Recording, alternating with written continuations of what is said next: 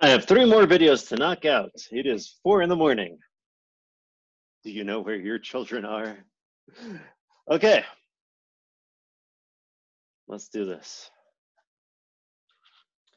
The EPA, the Environmental Protection Agency. We talked about how there was a lot of environmental disasters on their way in the 1960s, rivers catching fire, birth defects, that kind of stuff. In the late 60s, there were a variety of environmental laws that had been passed, and Congress decided to push for an administrative agency to coordinate all of these laws, and it would be given broad powers to be able to enforce these laws. Nixon lucked out in a variety of ways, right? He lucked out by becoming president right when we landed on the moon. He lucked out by being president when, well, he sort of ended the war in Vietnam in his second term. And here he was able to claim the mantle of an environmental president,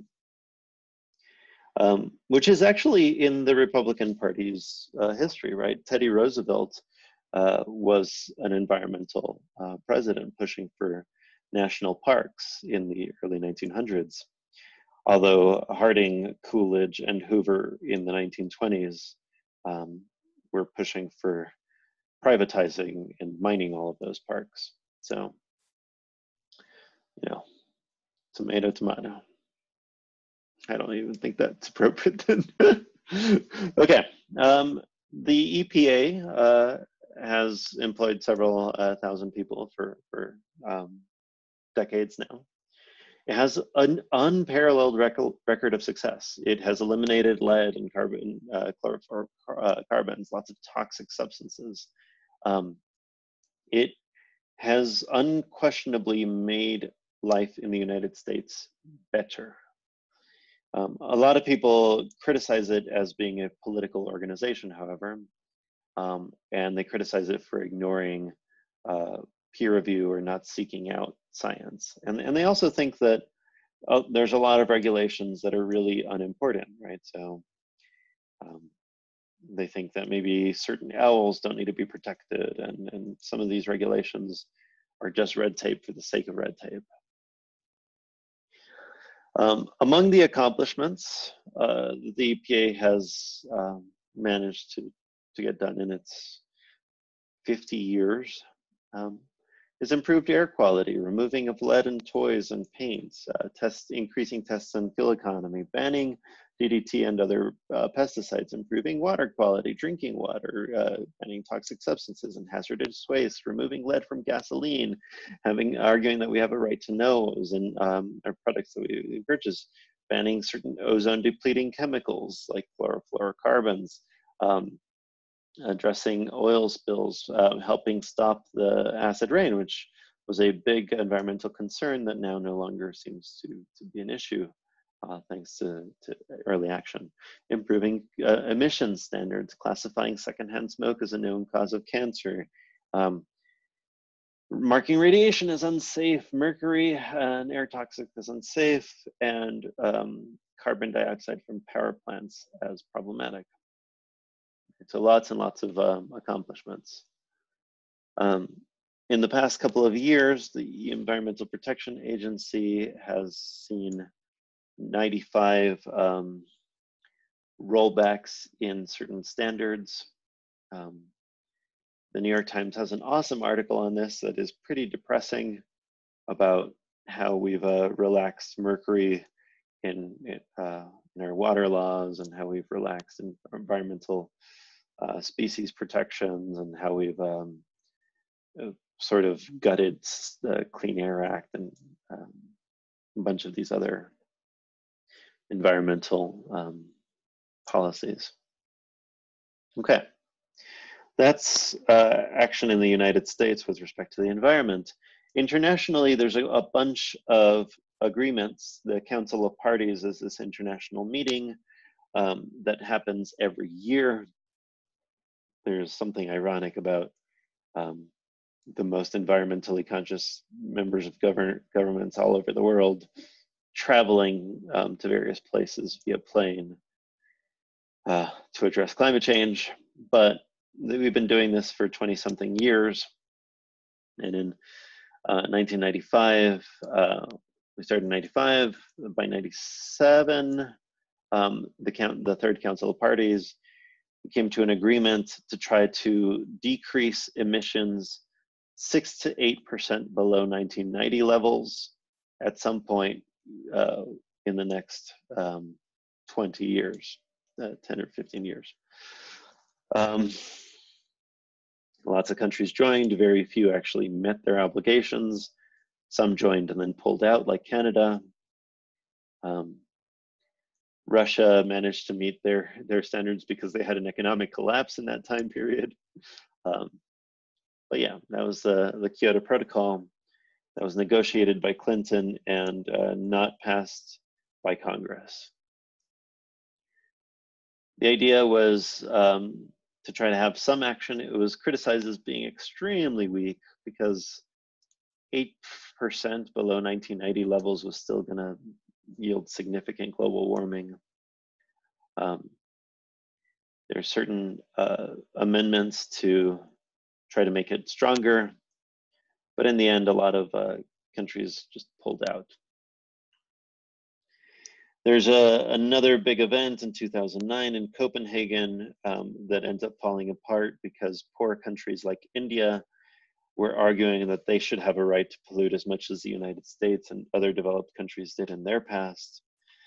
Lots of people in India and Indonesia and other countries that sort live without access to electricity or clean water.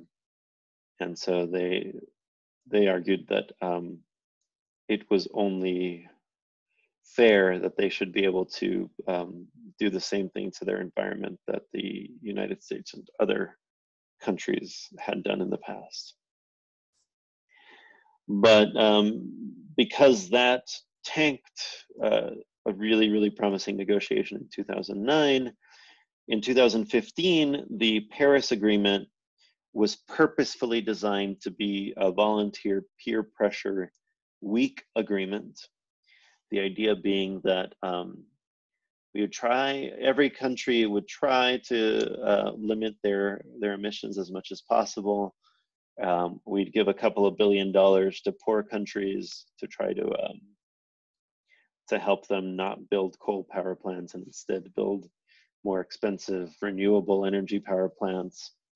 And the idea was countries would set their targets and then announce them and then hold each other accountable for them. It really, really, really, really was just peer pressure on the international stage. It was agreed to in 2015, it came into force in 2016. Trump announced his withdrawal in his first 6 months of the presidency. There were 3 countries at the time that were not signatories, Nicaragua and Syria and the United States. Nicaragua because they thought that Paris was too weak of an agreement.